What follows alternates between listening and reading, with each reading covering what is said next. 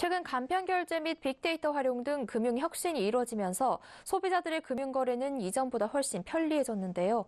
반면 핀테크 발전으로 보안이 취약한 고객 접점이 늘어나면서 랜섬웨어나 악성 코드, 디도스 등 금융 회사를 대상으로 한 사이버 공격이 증가하고 있습니다. 규모가 큰 금융 회사들은 고도화된 이상거래 탐지 시스템 FDS를 도입하는 등 사이버 보안 역량을 지속적으로 강화하고 있는데 정작 사고는 ATM 벤사 등 금융사의 외주업체에서 많이 발생하고 있습니다. 그간 비교적 관심 밖에 있던 외주업체가 사이버 보안의 최대 허점으로 지적되는 상황입니다. 정훈규 기자와 자세한 이야기 나눠보겠습니다. 안녕하세요. 네, 안녕하세요. 네, 지난 3월에 국내 현금 자동 입출금임 서버가 해킹된 사건이 있었는데 이게 외화벌이를 노린 북한 해커의 소행으로 드러났다죠. 네, 문제가 된 것은 청호 이지캐시가 운영하는 ATM 63대로 편의점이나 대형마트 등에 설치됐던 기기들인데요. 경찰은 지난 3월 초 피해가 발생한 이후 이 기기들을 대상으로 한 전수조사를 실시했습니다. 해킹 수법과 특징 등을 파악한 결과 지난해 북한이 국가 주요 기관과 대기업 등을 상대로 벌인 사이버 테러와 여러 면에서 동일하다는 사실을 확인했습니다.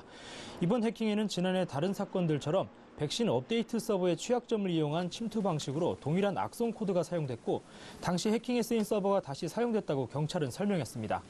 해킹된 ATM에서는 지난해 9월부터 올해 3월까지 카드와 계좌번호, 주민번호 등의 금융정보 약 24만 건이 유출됐는데요. 이렇게 유출된 정보를 한국인과 중국 동포들이 넘겨받아 사용하면서 금전적 피해도 상당했습니다. 경찰에 따르면 이들은 유출 정보를 이용해 만든 복제 카드로 국내외 현금 인출 약 9천만 원, 각종 대금 결제 1천만 원, 고속도로 하이패스 충전 300만 원 등 1억 원이 넘는 피해를 끼쳤습니다. 이 밖에도 무려 3억 원 넘는 규모의 복제 카드 사용 시도가 있었지만 피해 발생 이후 금융감독원을 통한 조치가 이루어져서 결제가 거절됐습니다. 네, 자칫 피해 규모가 4억 원을 넘을 수도 있었던 사건인데요. 앞으로도 이 금융회사보다 상대적으로 보안 역량이 떨어지는 외주업체로 우회한 사이버 공격이 또 발생할 가능성이 높아 보이는데요.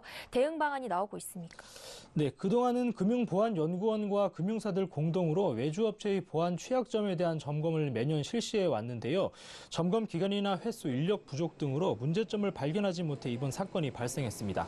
금융감독원은 앞으로 보안 관련 인력을 더 투입하고 조사 기관과 시기 등도 새로 조율할 계획인데요.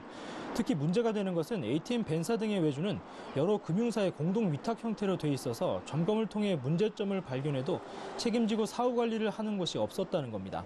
문제를 알아도 개선 여부를 확인하거나 지속적으로 관리하는 곳이 없었다는 얘기인데요.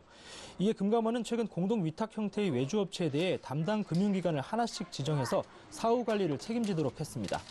또 담당 금융회사가 외주업체에 대한 사후 관리 결과 문제가 있을 경우 공동 위탁사들로 구성된 협의체에서 처분까지 결정할 수 있는 체계를 갖췄습니다.